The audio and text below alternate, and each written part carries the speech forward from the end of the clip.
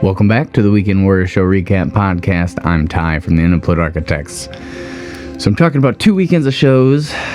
2 weeks ago, I was supposed to have two, but one of them got rescheduled. So it's a little bit of a bummer, but they got me another date, so it's not a huge deal. And that would have been that Saturday night I played at Cadillac Jack, which had been a while since I had played there. So I was happy to be back.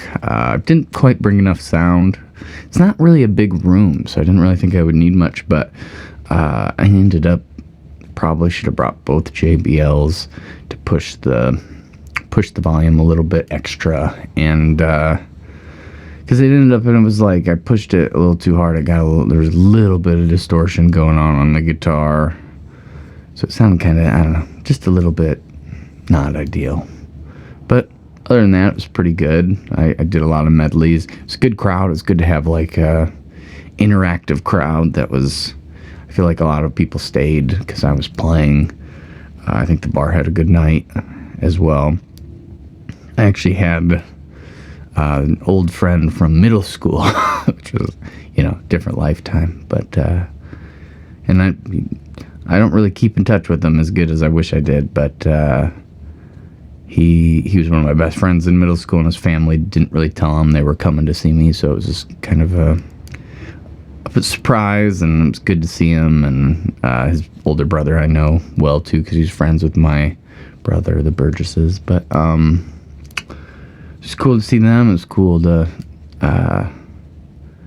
it was exciting to have some familiar faces, I guess, and people on my team. And... I did a lot of covers. I really only did my upbeat originals because they had requested that I keep it upbeat as possible. So tried to do that. I think I did a decent job, and I got another show booked there, I think, in either June or July. So maybe July 2nd, maybe. I don't know. But yeah, so that'll be something to look forward to. I do like playing over there. Next time I know, I need to bring maybe both JBLs and not push them as hard. But overall, it's a pretty slow weekend. I've been working on a lot of editing for the podcast I did with Kendrick, so I didn't really have much to say about that show, so I just kind of figured I'd lump it in with last weekend. And last weekend I had Clark Bar in Champaign, and then I had a Kilkenny's in Davenport, Iowa. And the Kilkenny show definitely took the cake out of all three, I think. But Clark Bar was, I don't know, it seems like there's always something weird that happens, but this time the weird thing was it's a good crowd. It wasn't packed, but people were into what I was doing. And about halfway through my set, they have like a bar down below that is more like a DJ type thing, and so I think it depends on the DJ as far as how loud they are, and you could feel the bass through the floor, which if I'm playing my set, might not be super ideal. It probably took away from my performance a little bit because it's distracting to hear other music not in the same key as what I'm doing in that situation. But it was fine. It turned up loud, and during the song it wasn't too noticeable, but I would say definitely not ideal. It'll be better once I'm there in the summertime and out in the beer garden, because then I won't have that to compete with. And really, I've played there a few times since, and they wasn't bad on the lower level.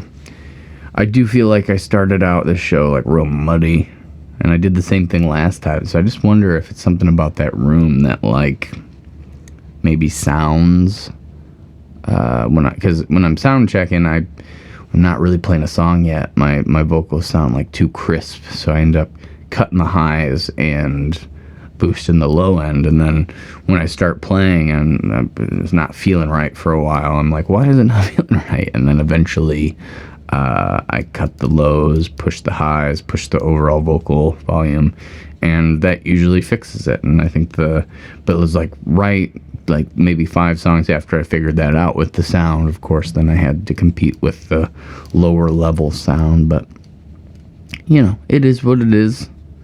It was okay show. And then Kilkenny. So Kilkenny's I hadn't played at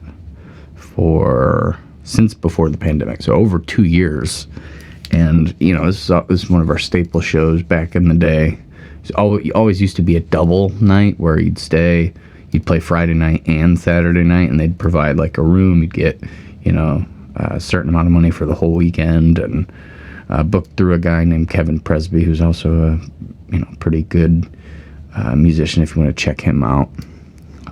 But Davenport, Iowa, so it's a different state. It's fun to be on the road, and it's a 2-hour drive, which isn't anything that crazy, but you get a little bit of a big city feel in kind of a small town. It's kind of reminds me of Peoria in that way. I think the Kilkenny's right on the edge of town, so it's not like it's the heart, but it's kind of like their main downtown area, I think, right by the Mississippi River. And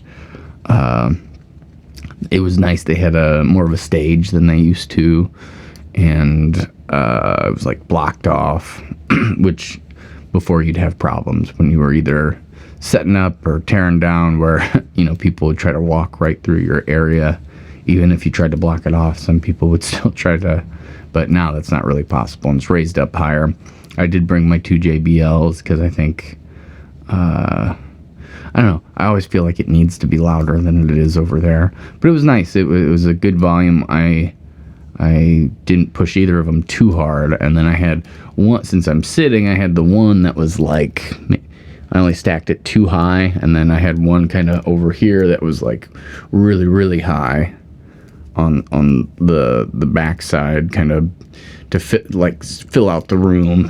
And then the one because it's like set up in the corner, so if you do the big one in the back, the people right at the front of the stage don't really get as much volume.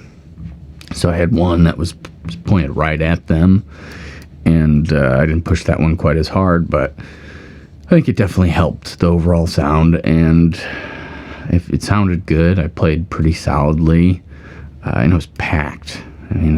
That's one thing about that bar. It's like a college town, or close to a college town, and it's a busy bar. So when I played there, it was like every time we've played there, it's usually busy at least one of the nights out of when we used to play the 2 night.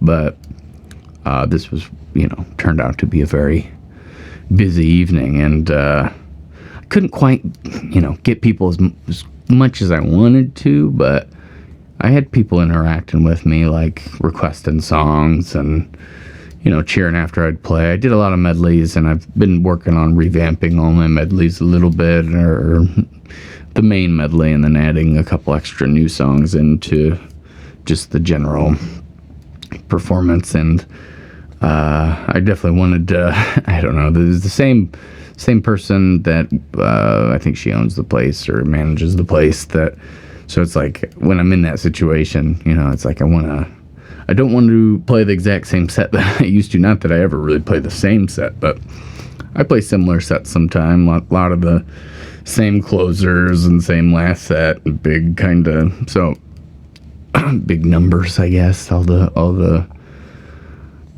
closers and stuff like that. I didn't want it to be the exact same, so I've made more of an effort. I finally feel like, since I haven't been working full time, I have more bandwidth to like learn new songs, and I've been writing more, working on some new, and it's just taken a long time to kind of get, almost a year to feel like I have the mental bandwidth or mental clarity to really do that stuff. Because I think when I was working full time, it's just like I'd learn a new song maybe every 6 months, maybe once or twice a year, and I don't think is enough. I mean, you're constantly building on a set list you already have, so it's like, it's not you still have a ton of songs and you're still growing a little bit, but it's not the same as, I mean, I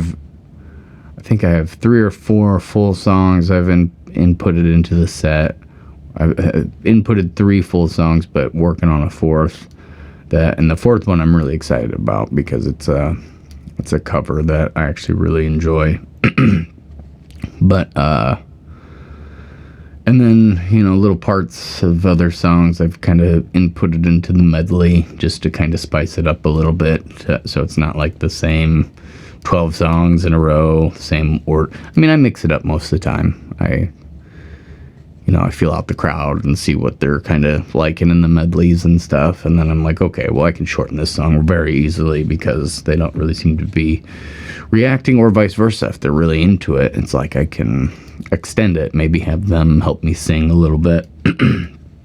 And but anyway, I just feel a little reinvigorated ultimately, so it's been nice to kind of have something like that to focus on and feel like I'm actually accomplishing. And then writing too, I've had so many half songs that I really liked, but it's like I haven't put the period on. So because I haven't put the period on it, I haven't put the last verse or the last, how exactly I want to do it. I don't really play those songs out because I just need, if I play them and they're done, there's a period on them. They probably won't be amazing, but they'll start to kind of take shape the more I play them out a little bit more, and it'll become clearer. So, getting a song from halfway done to, the ending, that time is, kind of, I feel like, shortened a little bit. And I don't know. So it's been exciting to have new things to focus on, and just exciting to be able to focus on them. And I feel like I've been able to wrap my head around working out a lot more, which is good. I struggle with that, with balancing everything, the podcast, the shows, promotion, the booking, just all that stuff. Plus there's some side projects that I do, plus I teach, plus I play shows. So, I mean, it's a lot sometimes. And I think, obviously when I was working full time, it was harder to balance these things. And even up until, maybe a month ago or so, I still kind of felt the same. But as of lately, I just feel like there's a little bit more bandwidth, a little bit more energy I can kind of put into that stuff.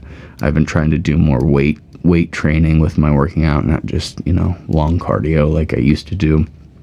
And I've been really good about fasting 4 days a week. So I'll eat pretty much one meal at usually around 9 p.m. And I, have a 2 or 3 hour window where I eat. And I've been, and this is, a lot to do with Lo. She's been making, she made this Cobb salad the other day that was really amazing. And it was very good. And changed my kind of perception of what a salad could be, I guess. So it's been, we've eaten so many salads since then, and it's been, a lot healthier. And she put, it was chicken, bacon, avocado, hard-boiled eggs,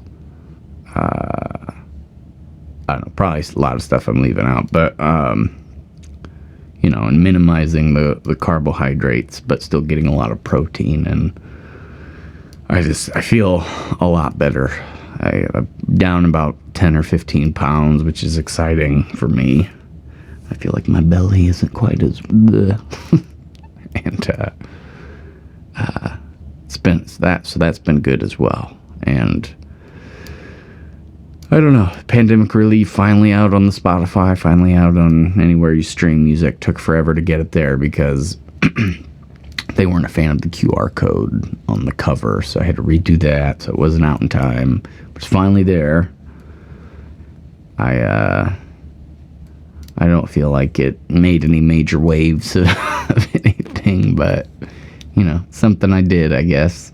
I'll be more excited when the vinyl's here, I guess, because that'll be something I'll be selling at every show, and I think it fits that medium quite a bit better for the feel of it. Though, and I've said this before, the Pandemic Relief, I think, is more of a winter feel. So I'll be selling these